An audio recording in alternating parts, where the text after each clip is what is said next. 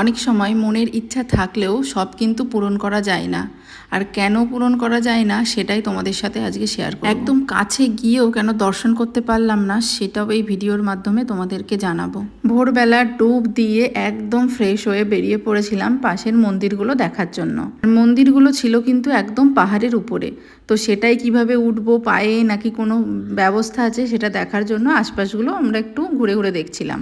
এর মধ্যে আমরা রাস্তার ধারের দোকান থেকে ব্রেকফাস্টও করে নিয়েছিলাম, যে যার পছন্দ মতো। ওখান থেকেই জানতে পারলাম এখানে রোপওয়ের ব্যবস্থা আছে। আর এখানে আমাদের সবার ফুল টিকিট লেগেছিল, একমাত্র বেদবাবুর হাফ টিকিট। প্রথমে ভেবেছিলাম বেদবাবুর হয়তো টিকিট লাগবে না, যেহেতু মাত্র 4 বছরই ওর বয়স ছিল।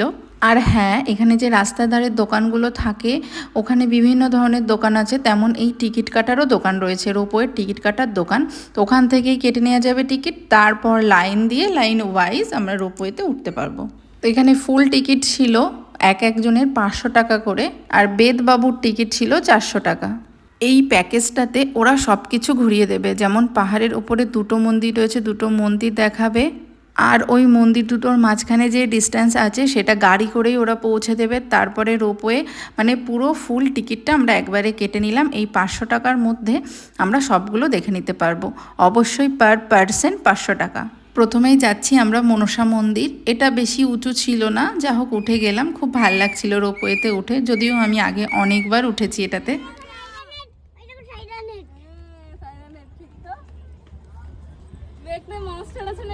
ও ই আছে, প্লেন আছে, প্লেন জায়গা আছে, হেঁটে তো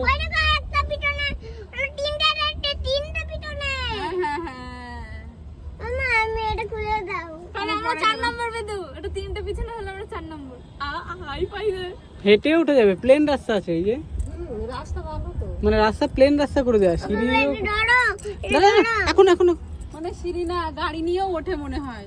ওই ই ওঠে না ঘোড়া, ওই দেখো, এই বাবা, এই যে তুমি তো ওই দেখেছো না, ললিতাকে তো গল্প করবে। ললিতা তো অসুস্থ, ললিতা একবার এইসব জায়গায় উঠতে পারে না। এই দেখো নিচে দিকে, দেখো নিচে, ওয়াও, এই সব জায়গায় ফ্লাইটে চড়ে কোনো মানে থাকে না যে না চড়িনি। দেখেন কত উঁচু মিস্টার।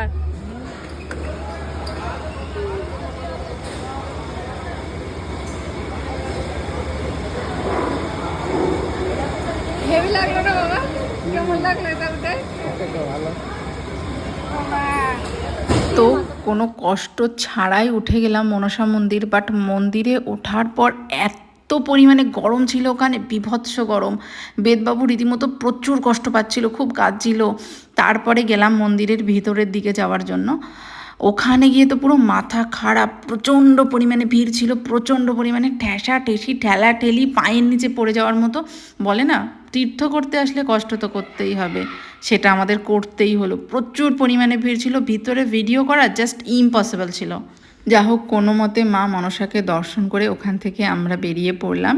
এবার নামতে হবে নিচে, তারপর গাড়ি করে যেতে হবে আরেকটা স্পটে।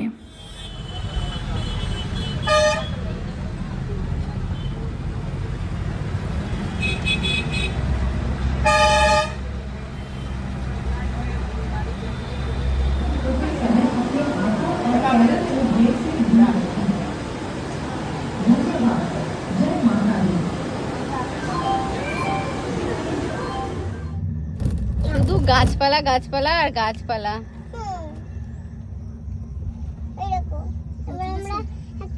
প্রায় এটা থ্রিলার জার্নি হলো। অনেক উঁচু, অনেক অনেক। ওটা অনেক কম ছিল, এটা অনেক ভীষণ ভয়ঙ্কর দেখতে। অযোধ্যা পাহাড়, কি যে পাহাড়ের নাম তা জানি না রে বেটা। উঠে তো যাচ্ছে, গ্রিন, আমরাও তো গ্রিনে যাচ্ছি বেটো। এই মন্দিরটার নাম ঠিক মনে করতে পারছি না এই মুহূর্তে, তোমরা কেউ জেনে থাকলে অবশ্যই কমেন্টে জানাবে যেটা কোন মন্দির। আর এই মন্দিরের ভিতরে ক্যামেরা, ফোন নট অ্যালাউড ছিল, তাই জন্য একদম ভিডিও করা পসিবল হয়নি। যাই হোক, এখানে বেশি ভিড় ছিল না, খুব শান্তিপূর্ণভাবে এখানে আমরা মায়ের দর্শন করতে পেরেছিলাম। তারপর আমরা গিয়েছিলাম রামঝুলা লক্ষণ ঝুলা দেখতে। ওখানে গিয়ে এত বীভৎস পরিমাণে বৃষ্টি ছিল, গঙ্গা দেখে ভয় লেগে যাচ্ছিল রীতিমতো। যাই হোক, ওখানে কিচ্ছু দর্শন করতে পারিনি। পরে আমরা ফিরে আসলাম, যেখান থেকে আমরা বাস ধরেছিলাম সেখানে এসে খাওয়া দাওয়া করলাম, অনেকক্ষণ দাঁড়িয়ে থাকলাম আরতি দেখার জন্য, বাট বৃষ্টির জন্য সব কিছু বন্ধ ছিল সেদিন, আমাদেরকে ফিরে আসতে হলো দিল্লিতে।